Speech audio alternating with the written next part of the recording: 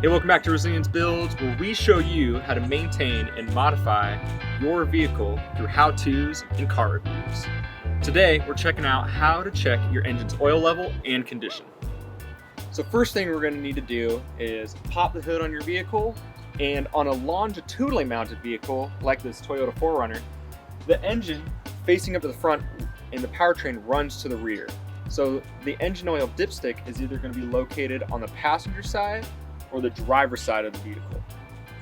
If your engine layout is a transverse engine mounting, then the dipstick is most likely going to be located on the front of the engine or on the rear of the engine.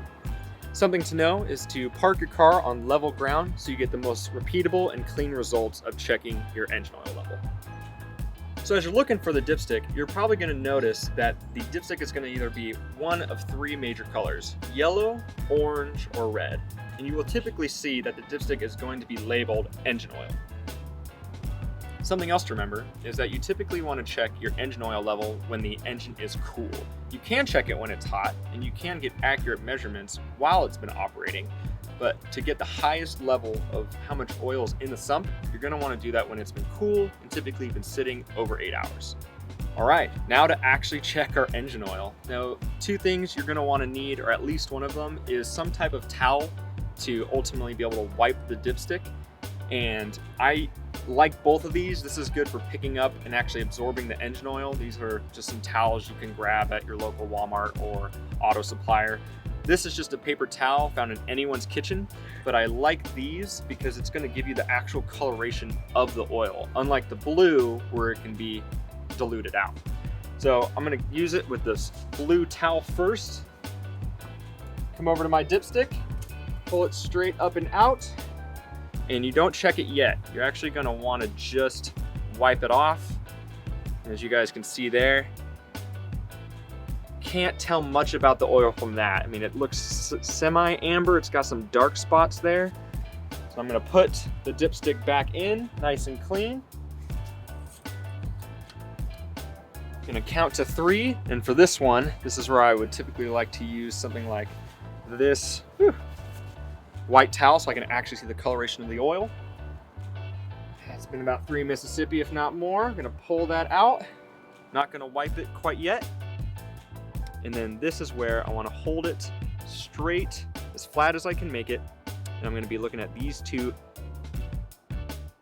indicators.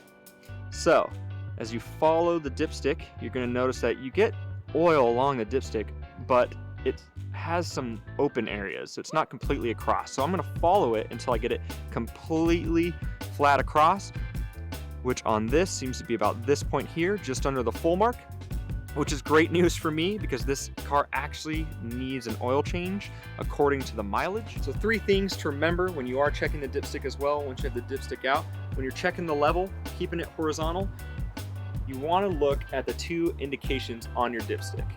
Now, if the engine oil level is on the lower indication, that ultimately means you need to add some oil back into the engine. Typically, the 2 indications, the distance is equal to about 1 quart of volume that needs to be added into the engine.